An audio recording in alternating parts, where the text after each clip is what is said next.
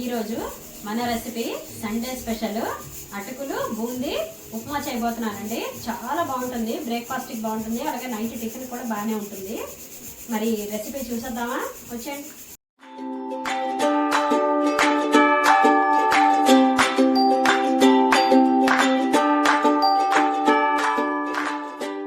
చూడండి, నేను ఇక్కడ మీడియం సైజు ఉల్లిపాయలు 2 ఇలా సన్నగా పొడుగ్గా కోసి పెట్టుకున్నాను. అలాగే ఒక బంగాళదుంప ఇలాగ చిన్న చిన్న ముక్కలు చేసి పెట్టుకున్నాను. అలాగే క్యారెట్ ఒకటేను, అలాగే 2 టమాటాలు మీడియం సైజు టమాటాలు ఇలా ముక్కలు చేసి పెట్టుకున్నాను.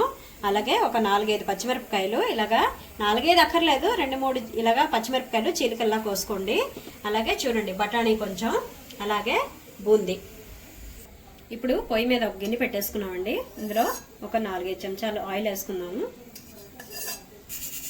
1/2 టీ స్పూన్ ఆవాలు, 1 టీ స్పూన్ మినపప్పు, 1 టీ స్పూన్ శనగపప్పు, 2-3 ఎండుమిరపకాయలు ఇలాగా ముక్కలు చేసి వేసేసుకోండి. పోపు చిటపటలాడిద్దాం. పోపు వేగిందండి. ఇప్పుడు ఉల్లిపాయలు వేసేసుకుందాం. అలాగే ఉల్లిపాయలతో పాటు బంగాళదుంపలు, అలాగే క్యారెట్ కూడా వేసేసుకోండి. అలాగే పచ్చిమిరపకాయలు కూడా,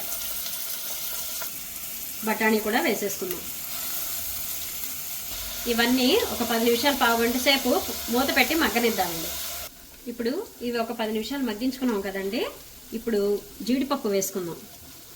జీడిపప్పు వేసుకుని ఒక 5 నిమిషాలు మూత పెడదాము. అన్నీ చక్కగా వేగిపోయండి. ఇప్పుడు మనం టమాటా వేసేసుకుందాం. ఇప్పుడు టమాటా మగ్గడం కోసం కొంచెం ఉప్పు వేసుకుందాం. ఒక్కసారి కలిపేసుకుందామండి. కలిపేసుకొని టమాటాని మగ్గనిద్దాం. 5 నిమిషాలు మూత పెట్టేది. టమాటా మగ్గే లోపల మనం అటుకులు కడిగేసుకుందామండి. అటుకులు మీ ఇష్టం, మీరు కొలత ఎంత తీసుకోవాలనుకుంటే అంత మీ ఇష్టం. అది కడిగేటప్పుడు మాత్రం జాగ్రత్తగా చూసుకోండి, మెత్తగా మాత్రం అవ్వకూడదు, పొడి పొడిలాడుతూనే ఉండాలి అటుకులు. వాటర్ పోయంగానే 2 సార్లు కడిగేసి పొడి పొడిలాడుతున్నట్టే చక్కగా నీళ్లు ఒడిచేసుకోండి శుభ్రంగాను. చూడండి, కడుక్కున్నాక ఇగో ఇలా పొడి పొడిలాడుతూ ఉండాలండి. అటుకులు ముద్దగా అయిపోతే మాత్రం ఉప్మా కూడా ముద్దగా అయిపోతుంది, బాగుండదు. టమాటా చక్కగా మగ్గిపోయిందండి. ఇప్పుడు కరివేపాకు వేసేసుకుందాం. ఇప్పుడు అటుకులు వేసేసుకుందాం. టమాటా కోసం కొంచెం ఉప్పు వేసుకున్నాం కదా, ఇప్పుడు మనం ఉప్మాకి సరిపడా కొంచెం ఉప్పు వేసుకుందాము. అలాగే 1/2 టీ స్పూన్ పసుపు.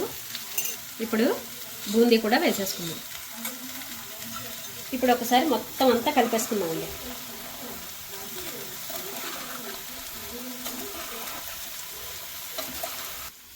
అలాగే కొత్తిమీర కూడా వేసేసుకుందాం. ఈ ఉప్మాకి కొత్తిమీర చాలా బాగుంటుందండి.